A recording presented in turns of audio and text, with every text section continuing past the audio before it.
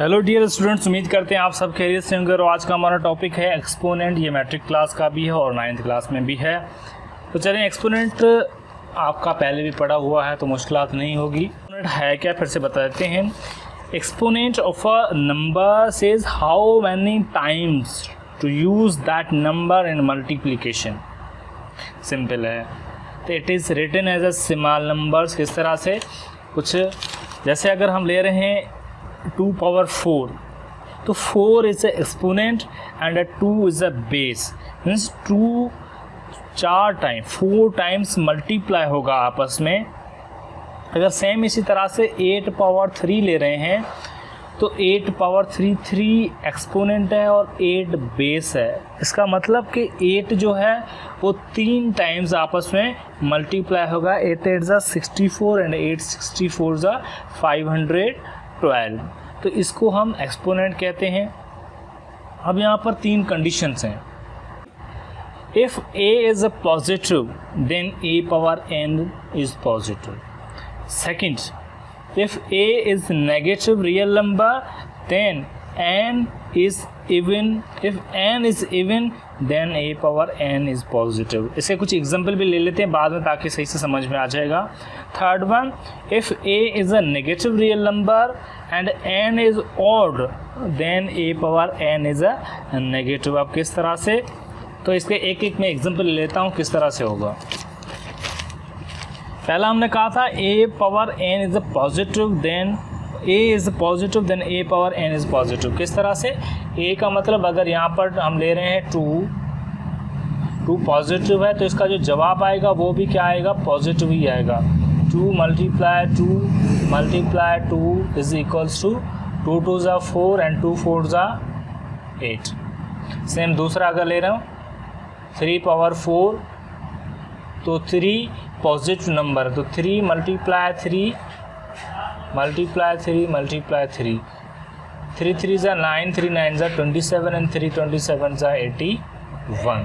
पहली कंडीशन ये है कि अगर पॉजिटिव है a मतलब बेस, तो फिर ये पॉजिटिव जवाब ही आएगा। अब दूसरी कंडीशन है आपकी। अब दूसरी कंडीशन है अगर a मतलब बेस अगर नेगेटिव है और पावर आपका इवन नंबर है तो भी जवाब पॉजिटिव आएगा। किस तरह से, ये -3 मल्टीप्लाई -3 मल्टीप्लाई -3 मल्टीप्लाई -3 4 टाइम करेंगे तो फिर 3 minus into minus plus, plus into minus minus and minus into minus plus. 3 3 ज़ा 9, 3 9 ज़ा 27 और 3 27 ज़ा 81। तो सेकंड पॉइंट ये थी कि अगर a मतलब बेस अगर नेगेटिव है और पावर इवन नंबर है तो जवाब पॉजिटिव ही आएगा। उसके बाद है अगर बेस माइनस में है, जैसे a की वैल्यू माइनस में और पावर ऑड है तो जवाब नेगेटिव आएगा। सेम 3 है नेगेटिव तो -3 multiply -3 multiply -3, minus into minus plus and plus into minus minus. That should be 3 3 ज़ा 9, 3 9 ज़ा 27। ठीक है जनाब, तो ये पॉइंट थी, सिंपल नोट कर लीजिएगा, कुछ खास नहीं है। And now laws of exponent. Laws में कुछ हमने प्रीवियस पढ़े थे, product law, quotient law, power law, zero exponent, negative exponent. किस तरह से, इसके कुछ हम एग्जांपल लेते हैं और लिख देते हैं। प्रोडक्ट लॉ में अगर बेस सेम है, प्रोडक्ट लॉ का मतलब मल्टीप्लाई, अगर बेस सेम है और मल्टीप्लाई हो रहे हैं तो उसके पावर आपस में ऐड होंगे, इसको हम प्रोडक्ट लॉ कहते हैं। सिंपल। अब कोटेशन लॉ पहले मैं बता देता हूँ, फिर इसके पर्टिकुलर एक एक प्रॉब्लम ले लेते हैं। फिर कोटेशन लॉ में अगर बेस सेम है और डिवाइड हो रहे हैं, बेस सेम है और डिवाइड हो रहे हैं तो इसके पावर माइनस होंगे, सब्ट्रैक्ट होंगे, तो इसको हम कोटेशन लॉ कहते हैं। एंड पावर लॉ का मतलब है कि पावर के ऊपर पावर अगर है तो वो आपस में मल्टीप्लाई होंगे। तो ये नोट करते जाएं, फिर हम इसके एग्जांपल ले लेते हैं। ज़ीरो एक्सपोनेंट, ज़ीरो का मतलब अगर किसी भी नंबर पे पावर 0 है that should equals to 1। And last negative exponent, अगर कोई भी वैल्यू नीचे अगर है वेरिएबल ऊपर आएगा तो उसका पावर नेगेटिव होगा, या फिर अगर ऊपर पॉजिटिव है तो वो अगर नीचे आएगी डिनोमिनेटर्स में तो फिर उसकी पावर जो है वो नेगेटिव हो जाएगी। That's all. बहुत आसान है क्योंकि पहले पढ़ा हुआ है तो इसलिए आसान लगेगा। तो इसका एक एक पर्टिकुलर एग्जांपल लेते हैं तो फिर उसको समझ जाएं। जी लुक एट दिस एग्जांपल, इसको देख लीजिए। अब देखें यहाँ पर 2 है और ये भी 2 है, बीच में मल्टीप्लाई की साइन है तो मीन्स प्रोडक्ट लॉ है। हमने बताया कि प्रोडक्ट अगर बेस सेम है तो उसके पावर ऐड होंगे। तो ये 2 है, इसका पावर 5 है और ये पावर 6 है। एंड देन 3, यहाँ पर भी 3 है और ये भी 3 है, तो 3 पावर 4 प्लस 7 होगा। तो 2 power 11 multiply 3 power 4 plus 7 also 11। ठीक है जनाब। तो अगर ये प्रोडक्ट लॉ है तो इस तरह से, और इसको और भी सिंप्लीफाई कर सकते हैं आप कि अगर दोनों के पावर सेम है तो सिंपल इसको एक ब्रैकेट में लिखते हैं। 2 मल्टीप्लाई 3 पावर सिर्फ एक बार लिखते हैं, तो इस तरह से भी हम कर सकते हैं। ठीक है जी। इसके और भी एग्जांपल एक्सरसाइज में अवेलेबल हैं, आप वहाँ से करें, अपने कोई भी वैल्यू लेके आप कर सकते हैं। तो इसको इस तरह से भी लिख सकते हैं हम। Look at this one. अब यहाँ पर आपको मैं पहले बता चुका हूँ कि कोटिशन लॉ क्या होता है। कोटिशन मैंने कहा कि अगर बेस सेम है और डिवाइड हो रहे हैं तो उसकी पावर सिंपल कट होंगे।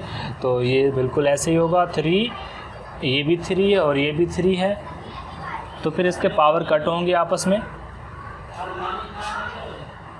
तो 3 power 8 minus 5, so that should be 3 power 8 minus 5 is equals to 3। ये आपका आंसर है। तो इस तरह से और प्रॉब्लम खुद करें, मैं सिर्फ एक ही प्रॉब्लम यहाँ कर रहा हूँ समझाने के लिए। और फिर पावर लॉ का भी एक कर देते हैं।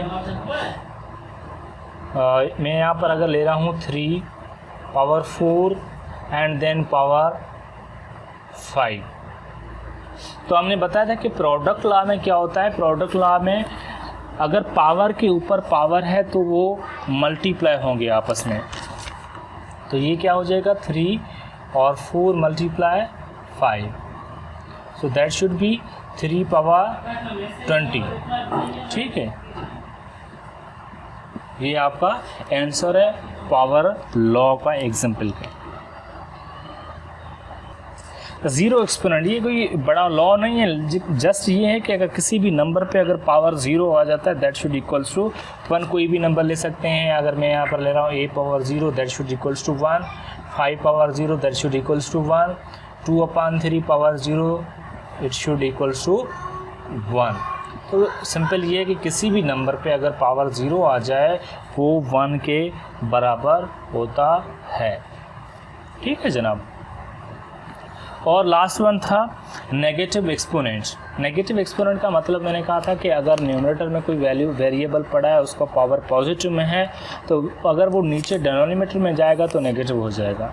और अगर डिनोमिनेटर में पॉजिटिव है वेरिएबल का पावर, तो ऊपर अगर न्यूमरेटर में जाएगा तो नेगेटिव हो जाएगा। इसको हम नेगेटिव एक्सपोनेंट कहते हैं। तो यहाँ पर देख लीजिए, अगर मैं यहाँ पर ले रहा हूँ x पावर 5, तो इसको आप इस तरह से लिख सकते हैं 1/x पावर -5, या फिर कुछ इस तरह से है 1/x power -3 that should equals to x power 3।